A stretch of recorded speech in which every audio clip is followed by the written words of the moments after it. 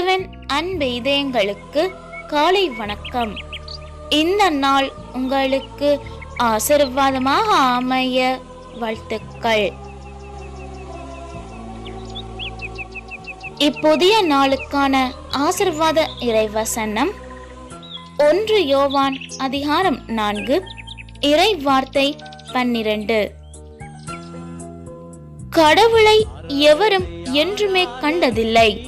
நாம் ஒருவர் மற்றவரிடம் அன்பு கொண்டுள்ளோம் என்றால் கடவுள் நம்மோடு இணைந்திருப்பார். அவரது அன்பு நம்மிடம் நிறைவு பெறும்.